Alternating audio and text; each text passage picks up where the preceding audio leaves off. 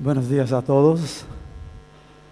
Muchísimas gracias a Dr. Figueredo y a los otros organizadores. Realmente les felicito para organizar un congreso para integrar la investigación y el desarrollo. Eso es lo que nuestros países necesitan más hoy día.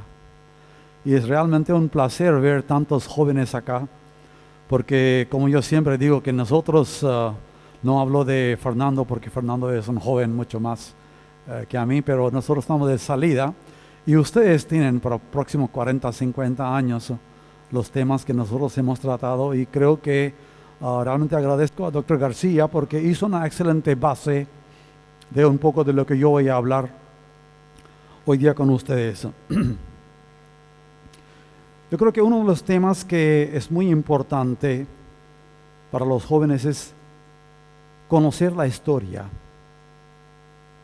Como nosotros conocemos nuestra familia, quiénes son nuestros padres, quiénes son nuestros tíos, los abuelos, tatarabuelos, qué características tenían, qué fallas tenían, qué fortalezas tenían.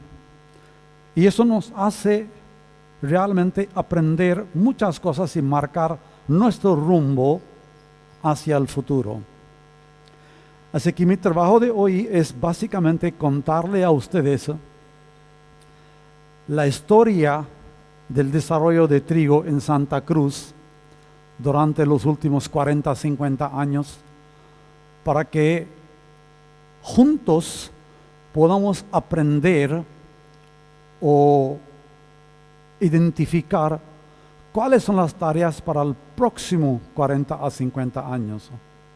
Y en eso la charla de Dr. García fue muy excelente, porque nos ayuda a marcar un rumbo de integración, y esa integración de variedades con el manejo, con la sustentabilidad. Antes de que yo inicie mi charla, quiero hacer un homenaje. Quiero hacer un homenaje a un colega, ingeniero Edgar Guzmán, que trabajaba en CIAT.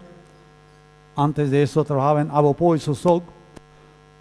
Sí, 30, 35 años dedicó su vida al trigo, y el año pasado él perdió su vida. Pero su contribución al desarrollo triguero en Santa Cruz es invalorable a través de todas las variedades que hoy día hay en Santa Cruz. Yo voy a tratar de concentrar mi charla en 4 puntos, donde vamos a tratar de hablar un poco de antecedentes productivos, vamos a hablar un poco de desarrollo de variedades, cuáles son las necesidades de investigación que ustedes necesitan hacer, y probablemente hacer algunos comentarios finales. Hace 2 meses, Los Tiempos, el 26 de abril de este año, publicó la noticia, dice: la producción local de trigo no cubre ni 30% de la demanda. Y eso que yo acabo de decir, que hemos trabajado casi 40 a 50 años. No cubrimos ni 30% de la demanda nacional. Y sobre eso,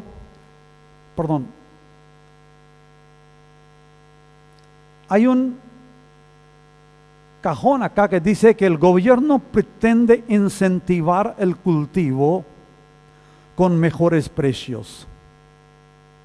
Y realmente han mejorado el precio. Este año creo que están pagando como $330 a tonelada, que es un excelente precio. Cuando ese esfuerzo de aumentar el precio es aplaudible, yo creo que no cuenta toda la parte que nosotros necesitamos.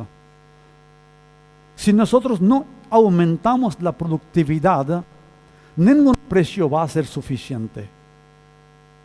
Porque hoy es $330, el día de mañana va a ser $350, el otro año va a ser $400, porque el costo de producción va aumentando.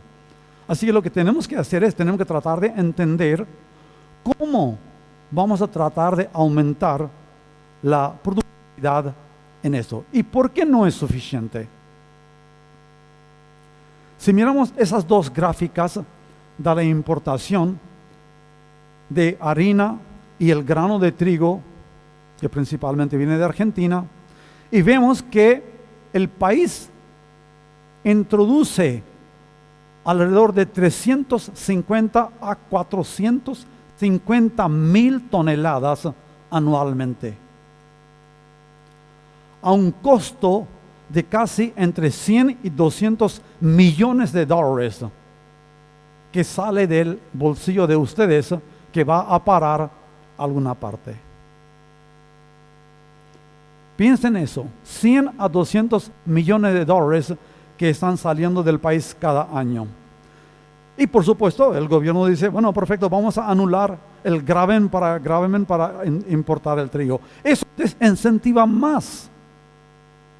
Si nosotros anulamos el gravamen, entonces hacemos mejor condiciones para el productor argentino, productor chileno, productor brasilero, productor americano, que entre el trigo acá, y el que va a pasar a nivel nacional. Entonces, hay que pensar en las políticas también un poquito. Si miramos la producción de trigo en Bolivia, la evolución en general, durante los últimos 30 años, vemos que hay un incremento tanto de área como de la producción. Durante los últimos 30 años, Bolivia ha aumentado 6.000 toneladas por año. 6.000 toneladas por año, que no es poca cosa. Y de ese aumento, ¿cuál ha sido la contribución de Santa Cruz? Santa Cruz contribuye alrededor de 70 a 80% de área y casi 80 a 85% de producción. Así que en altiplano, en los valles andinos, se produce 10 a 20% de trigo. El resto de 80% de trigo nacional se produce en Santa Cruz. Entonces lo que pasa en Santa Cruz es muy importante. Y ahí es donde ustedes van a tener que tratar de entender qué es lo que podemos hacer nosotros. ¿Qué pasa en Santa Cruz? Vemos la variabilidad de producción. Un año alto, otro año bajo, un año alto, otro año bajo, un año alto, otro año bajo. Esa variabilidad es que realmente está creando problemas.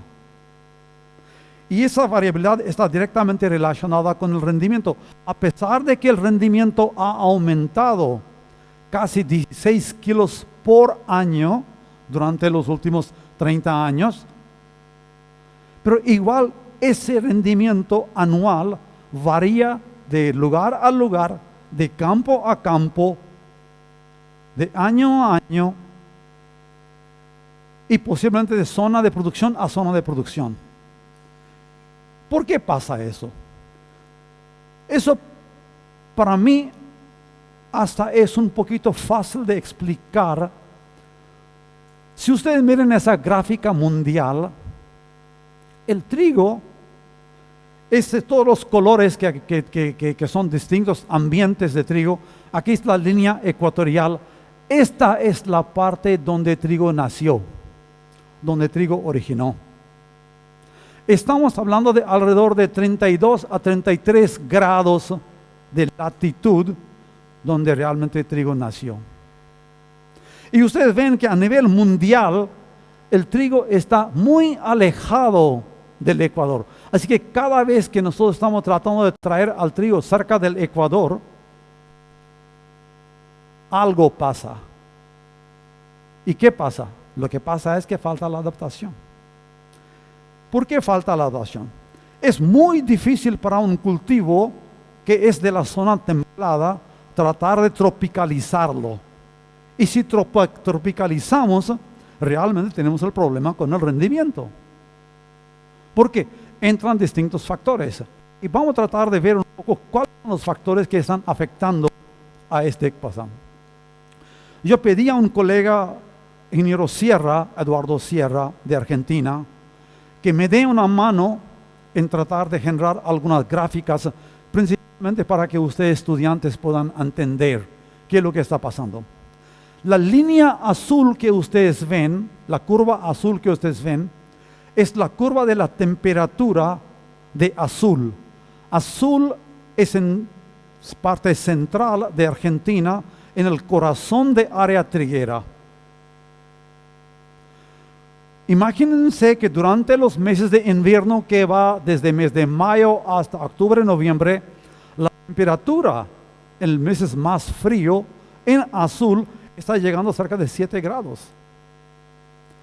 Durante el cultivo de trigo, la temperatura media de Azul es 17 grados. Ahí, en el caso de Santa Cruz, estamos, a pesar de que la temperatura está baja acá, en los meses de invierno, pero llega a 23 grados. Estamos hablando de 15 a 16 grados más alta la temperatura en Santa Cruz que en la zona productora de trigo. Y por eso, en Azul, mis amigos argentinos pueden producir 7,000 kilos, 8,000 kilos, y nosotros acá estamos peleando para producir 3,000 kilos. Es una parte de la ecuación. Vean qué pasa en Santa Cruz. Santa Cruz tiene una lluvia bimodal. Llueve en verano y el invierno está seco. Nosotros estamos sembrando trigo en el mes de mayo. Baja la lluvia en junio, baja la lluvia en julio, baja la lluvia en agosto, y en septiembre, cuando ya comienza a subir, ya estamos cosechados, el trigo está cosechado. Entonces realmente estamos sufriendo la consecuencia de producir un cultivo, y eso cuando se hace maíz o cuando se hace soja, en los meses de invierno sufren la misma consecuencia, la sequía.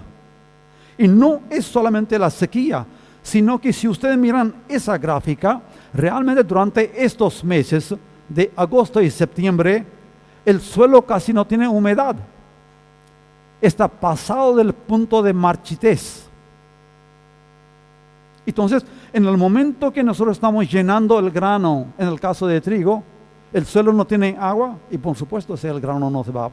O hay aborto de flores, aborto de grano, o los granos que se hacen no van a llenar porque solamente el número de granos se va a limitar a la cantidad de agua que la planta puede llevar hacia la espiga.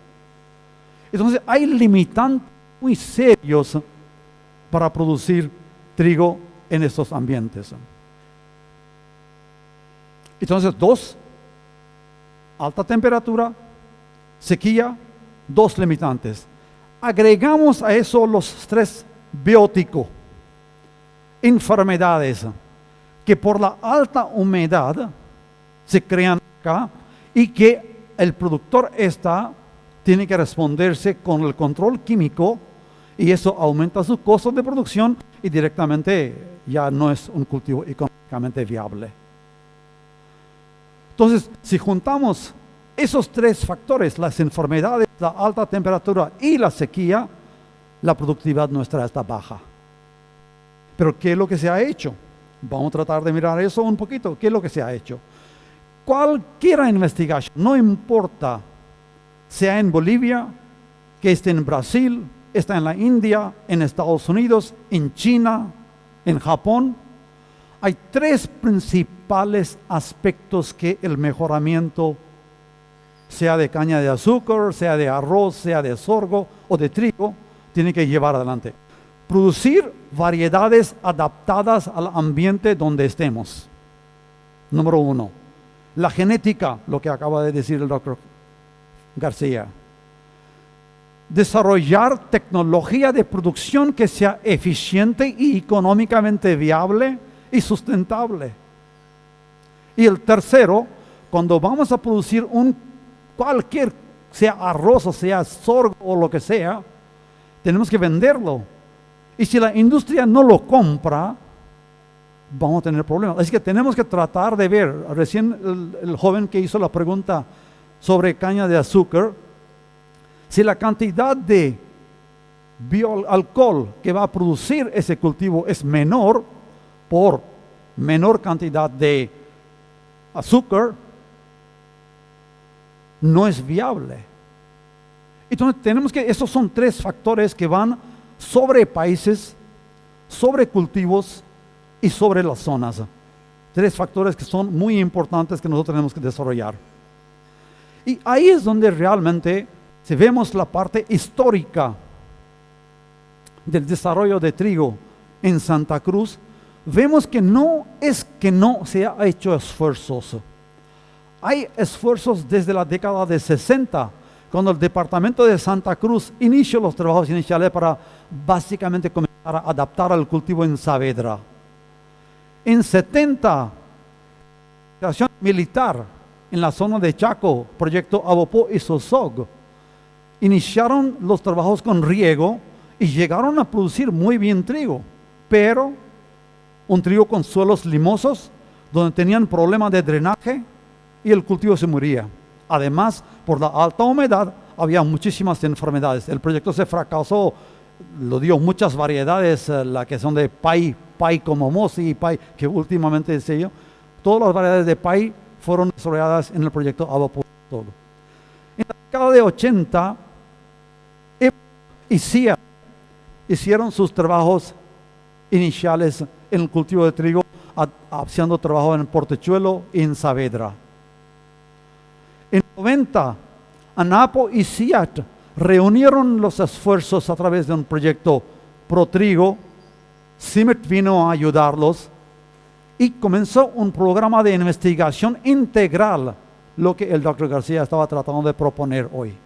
Así que hemos seguido como 50 años haciendo el trabajo de trigo y realmente llegamos donde estamos hoy día. Todo ese trabajo que yo acabo de mencionar a ustedes está publicado en ese libro que es El Trigo del Mundo, y el capítulo 24 es sobre Bolivia. Principalmente para ustedes estudiantes, si quieren ver qué es lo que pasó, qué es lo que hizo en Altiplano, qué es lo que se hizo a nivel de Santa Cruz, qué proyecto hizo, que el trabajo sería muy importante referencia para ustedes, y espero que esté en su biblioteca, y si no, yo le puedo mandar una copia del trabajo por lo menos a ustedes. Así que, volviendo a los objetivos de trabajo de desarrollo de trigo, objetivos son iguales: producir más, producir mejor, crear resistencia a calor, sequía y tener la calidad industrial, que realmente era importante. Así que veamos acá cuál fue el proceso de lograr esos resultados. CIAT y IPTA, ANAPO, ProTrigo, reunieron sus esfuerzos con el Centro Internacional de Mejoramiento de Maíz y Trigo, que tiene su sede en México, y yo tuve el honor de representar a ese centro en el Cono Sur. Por eso estaba en Bolivia. Entonces nosotros tenemos el acceso a todo el germoplasma, a todo el material genético que viene en todo el mundo, y canalizamos ese material a través de México o a través del Cono Sur a Bolivia. Bolivia estaba recibiendo ese material todos los años.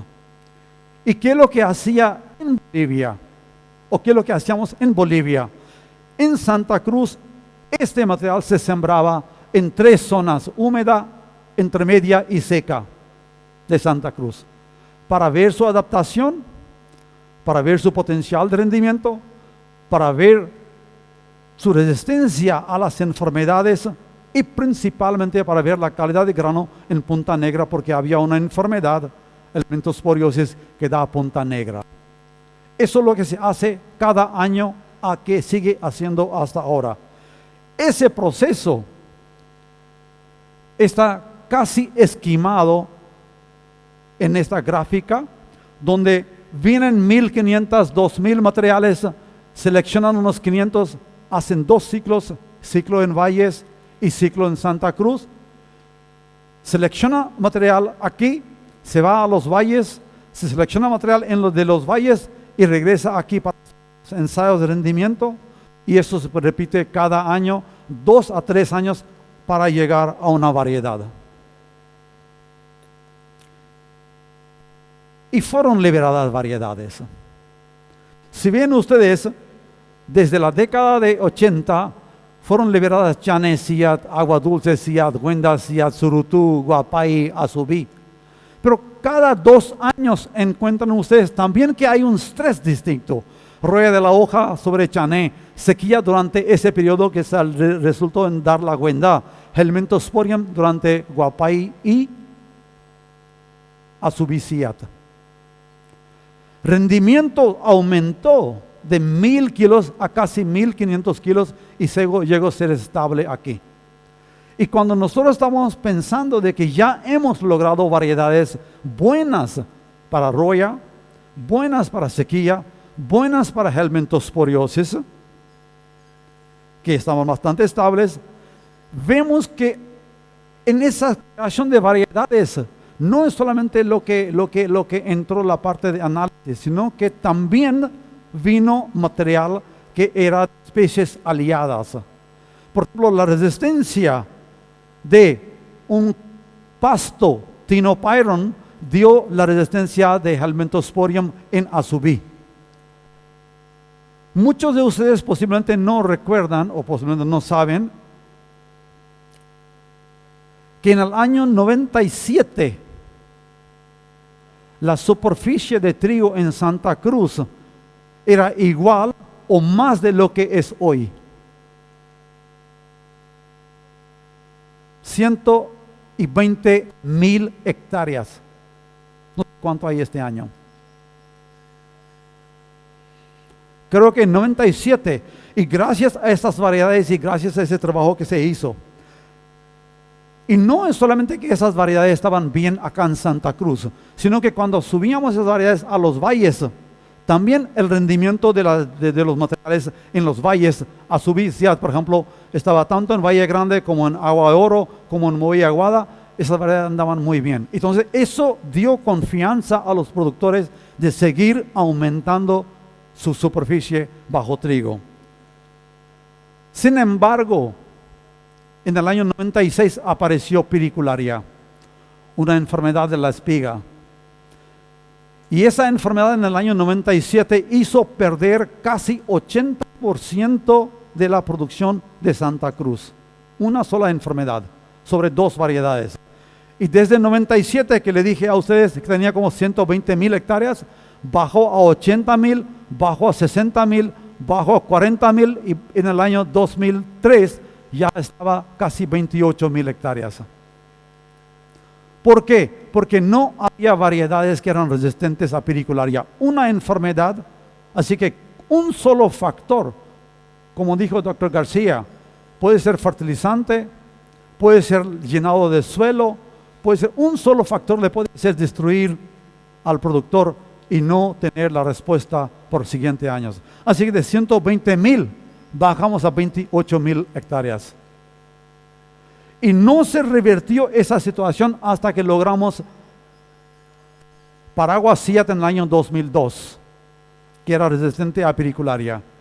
Ahí es donde realmente reaumentó a comenzar a aumentar la superficie que estamos llegando ahora otra vez de lo que teníamos en el año 97.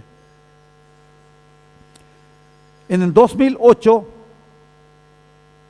logramos una variedad sausal que era resistente a piricularia.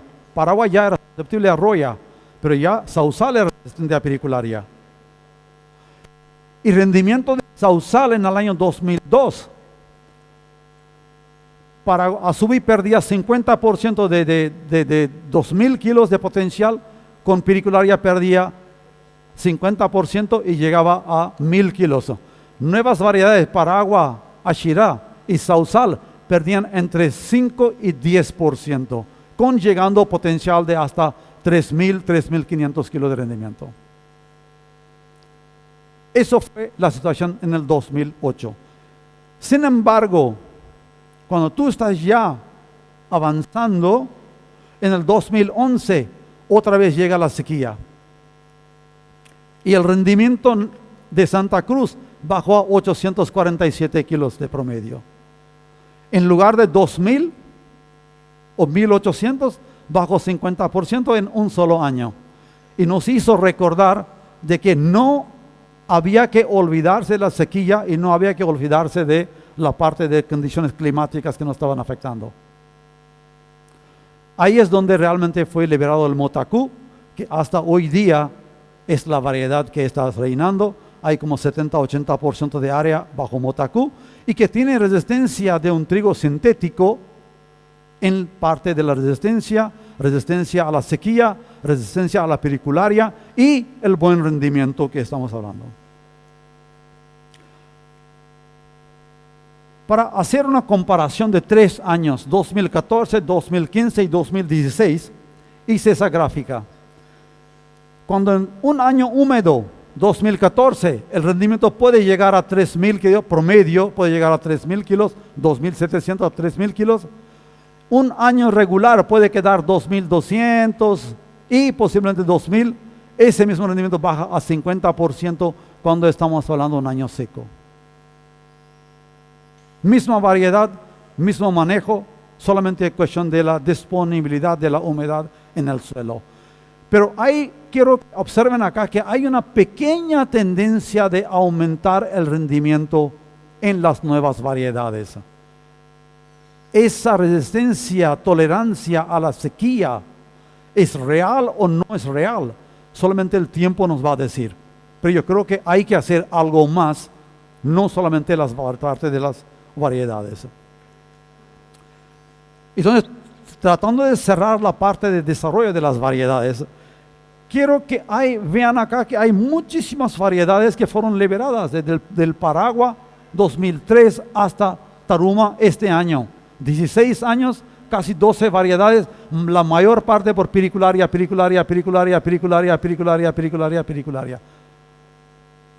Santa Cruz tiene que tener una variedad que tenga base, resistencia a pericularia, porque el año que nosotros tenemos seco, posiblemente va a haber menos, pero el año no esperado podemos perder 80 a 90% de la producción. Así que es la primera condición que aprendimos en 2002, cuando bajamos de 120 a 28,000. Pero al mismo tiempo tenemos que tener rendimiento y resistencia a sequía. Entonces, bueno, durante estos años, ¿cuál es la diferencia que hemos logrado? Para ustedes que son jóvenes, vean que el rendimiento, ¿cómo se forma? En el caso de trigo, el rendimiento se forma a través de la espiga por metro cuadrado. ¿Cuántos granos tiene cada espiga? ¿Y cuál es el peso de grano? Esos son 3 componentes que realmente llegan a formar el rendimiento. Estos 2 de arriba, espigas por metro cuadrado o granos por metro cuadrado en total, granos por metro cuadrado y peso de grano hacen eso. Si miramos las variedades nuestras actuales, lo que vemos es que tienen un ciclo corto, 100 días, 101 días, 102 días, pero lo que hemos aumentado es que hemos llevado a casi 20% más de número de granos por metro cuadrado en las nuevas variedades. Tienen más espigas, estas espigas tienen posiblemente 1 o 2 granos más, así que por hectárea o por metro cuadrado tenemos 20% más de grano cuadrado y además el grano de Motaku es más pesado y eso hace el rendimiento. Más granos más pesados y hace más rendimiento. Ese carácter nosotros tenemos que tratar de mantener en Santa Cruz, porque normalmente, como le dije que hay marchitez, el grano no va a ser pesado, pero acá el grano está pesado.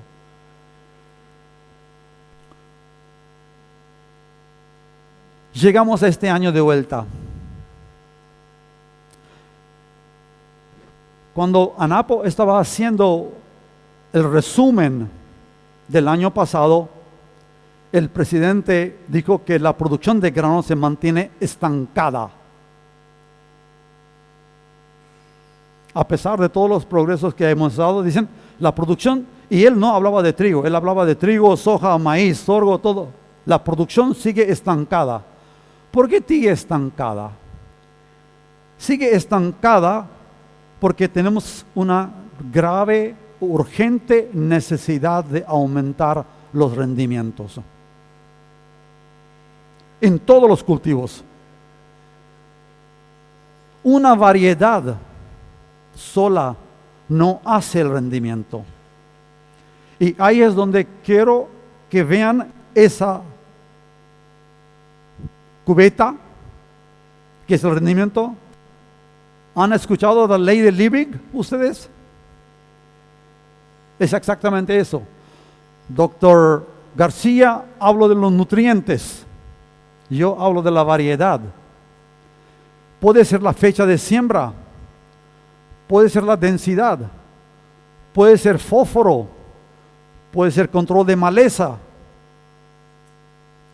Cualquier factor que es la tabla corta le va a bajar el rendimiento.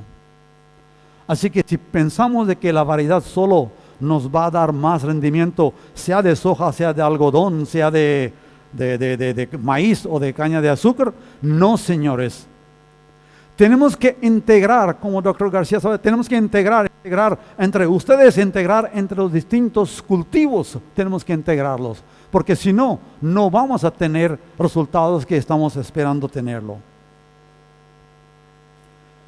Conocemos muy bien esa gráfica que le mencioné antes, bajo nivel de agua en el suelo que llega durante el invierno, el punto de marchitez.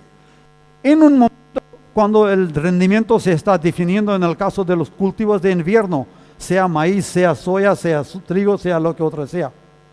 Pero ese es el momento en mes de agosto, fin de julio, agosto, septiembre, cuando el suelo no tiene humedad.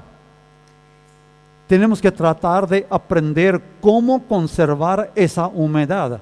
Y doctor García nos dio 50,000 maneras de cómo conservar esa humedad en el suelo. Rastrojo, rotaciones, etcétera, etcétera. Entonces yo creo que, aunque yo hable de las variedades, cualquier variedad que tiene potencial, todas las variedades que tenemos acá tienen potencial de 4 a 5,000 kilos.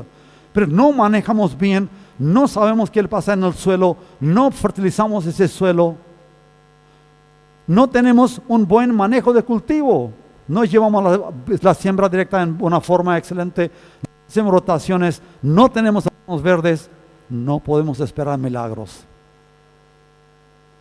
No podemos esperar milagros. Entonces yo creo que es importante que esa parte sea integrada. Creo que el estancamiento que estábamos hablando de rendimiento de la productividad en Santa Cruz pasa por acá, pasa por esta diapositiva. Manejo de cultivo, no por variedades. Variedades hay buenas en toda parte, y si no hay se puede traer, pero esa parte sí hay que hacer a nivel local. Rotaciones hay que hacer a nivel local, abono verde hay que hacer a nivel local, siembra directa, ¿cómo se hace buena siembra directa? Hay que hacer a nivel local. Esa experiencia tenemos que tratar de generar en Santa Cruz. Y ustedes son que van a tener que hacer esa parte.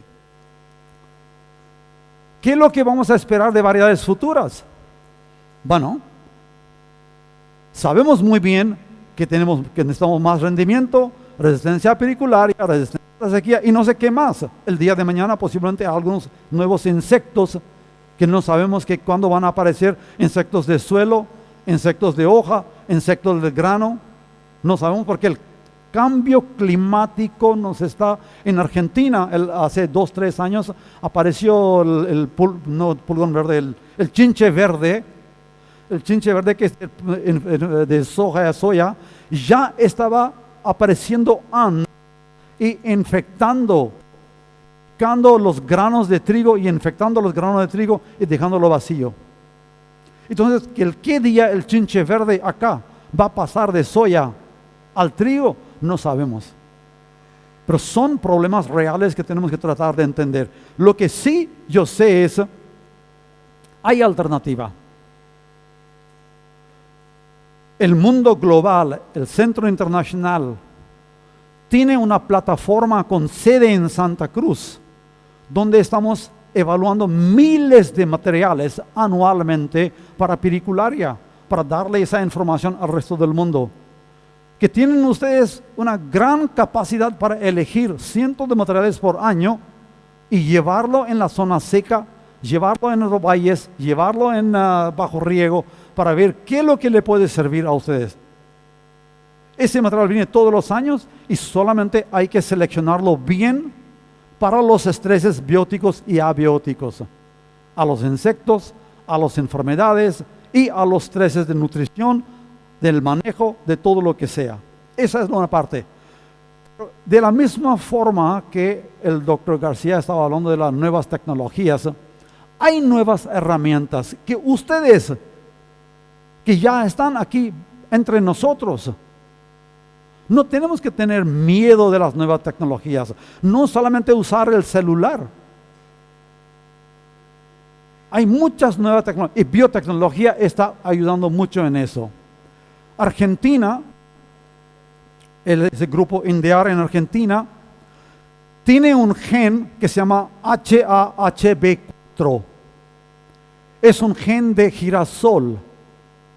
Ese gen fue introducido al trigo y le muestro como 20 ambientes donde hay ambiente de 1.500 kilos hasta un ambiente de casi 10.000 kilos. Y ese gen que le da resistencia a la sequía actúa bien tanto en ambiente de rendimiento bajo como en rendimiento alto. Así que no es que un transgénico puede ser malo. Ahora, hay un efecto social, no sabemos cuándo el trigo transgénico va a ser una realidad, cuándo se va a aceptar o no se va a aceptar, pero hoy día existe una herramienta que no sea esa, pero esa tecnología podemos usar para producir, a resolver nuestros problemas. ¿Qué pasa con el HAB4? ¿Cómo funciona? El HAB4 reduce el impacto de estrés en el cultivo, disminuye la sensibilidad al etileno. Entonces lo que pasa es que aumenta la fotosíntesis y baja la senescencia de las hojas. Las hojas quedan verdes por mayor periodo, aumenta fotosíntesis, que aumenta finalmente el rendimiento. Un solo gen de girasol puesto en el trigo. Y no es eso solamente. Hoy día hay 16.000 millones o 17.000 millones de pares de bases que ya fueron identificados en el cultivo de trigo, porque el genoma del cultivo de trigo fue decodificado en 2014, hace 5 años atrás. Es cuestión de ustedes, que alguien de ustedes se interese en un tema en particular y que vaya a buscar dónde está la genética, dónde está localizado el gen y qué hacer con ese gen. Cómo usarlo, cómo exportarlo y cómo usarlo cómo llevarlo al campo para que el productor tenga grandes sucesos. Hay gente que hoy día está utilizando clonación de genes para resistencia a tolerancia al calor, resistencia a sequía, resistencia a la roya y oloído. Pero todo eso es lo que digo, lo que está pasando alrededor en el mundo, requiere inversión en la investigación. Así que cuando el gobierno me dice de que quieren incentivar, mi mensaje es, está bien que vamos a incentivar en el precio. Es muy bien, es aplaudible que el productor saque más dinero para el producto. Pero por favor, también pongan más inversión en la investigación y desarrollo, porque eso es lo que le va a resultar de aquí a 10 años, de aquí a 20 años, de aquí a 30 años. Yo creo que esa es la parte muy importante, que creo que es un mensaje que vale la pena decir. Si miramos al global mundo, ¿qué pasa en el mundo? Vemos que los ingresos, países de ingresos bajos, durante la década de 70, 80, 90 y 2000, la inversión en la investigación, tanto en los países pobres como en África, como en los países de ingresos mucho más altos, se ha reducido. Investigación de repente no es atractivo. lo están pasando en mano privada. Que el privado lo haga eso, que el privado lo haga eso. Cualquier compañía, una compañía como Bayer, Monsanto, Dow, BASF, Bayer, que haga eso. No el gobierno. Lamentablemente, las compañías privadas van a hacer solamente aquellas investigaciones que le rindan fruto en bolsillo. Nadie va a hacer el trabajo que Dr. García estaba proponiendo hoy día. Nadie va a hacer el trabajo de suelo, nadie va a hacer el trabajo de rotaciones, nadie va a producir la semilla de abono verde.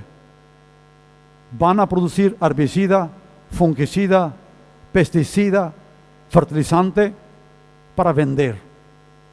Así que alguien tiene que tomar cargo de la investigación que es base para el futuro. Yo creo que ustedes tienen que entender que eso es lo importante. Y ahí posiblemente le puedo dar un ejemplo a ustedes lo que pudimos hacer nosotros en Paraguay. En Paraguay, mi colega ingeniero Cubilla está aquí, quien es el líder del proyecto. Lo que el sector privado ha hecho, CAPECO, que es la Cámara Paraguaya de Exportadores de Granos y Oleaginosas Cereales y Oleaginosas, y Envío Instituto de Biotecnología Agraria, junto con el IPTA, que sería el CIAT o en este caso el INIAF,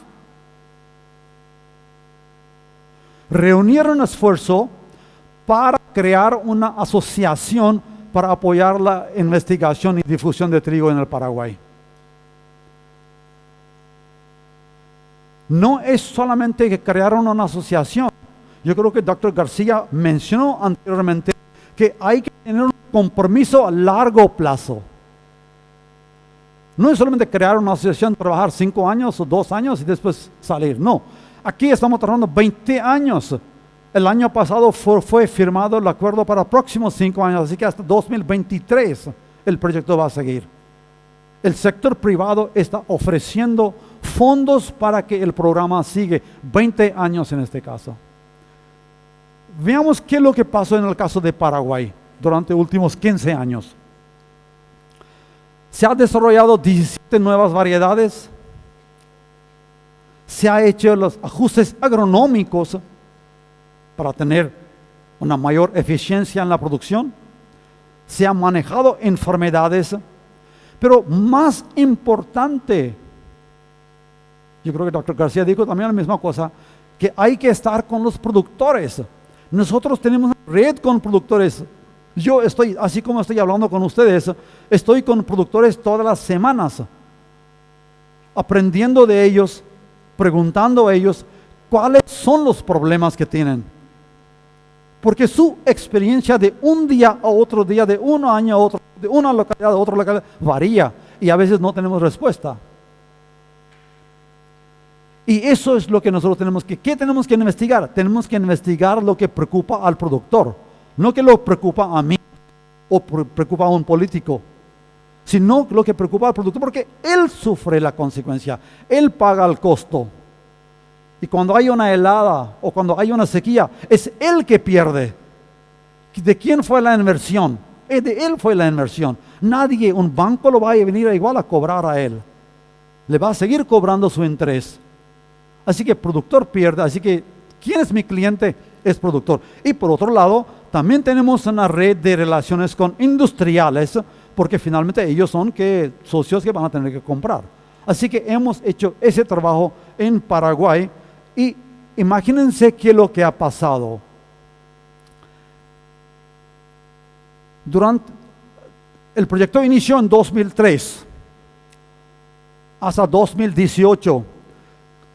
15 años ahora, 15 años antes del proyecto. Área bajo trigo aumentó casi 2.3 veces, un poco más del doble. La producción es más que triplicada durante esos años.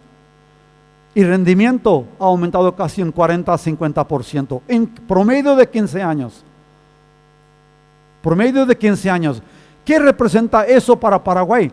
Paraguay, un país que importaba el trigo en 2003, ya es un país que exporta el trigo todos los años, y su promedio de exportación entre última década de 2008 a 2018 es de más de 600,000 toneladas de exportación por año, lo que está entrando cerca de 160 millones de dólares a la arca del gobierno o el bolsillo de productores todos los años. Es la misma cantidad de que ustedes gastan para importar el trigo de otros países.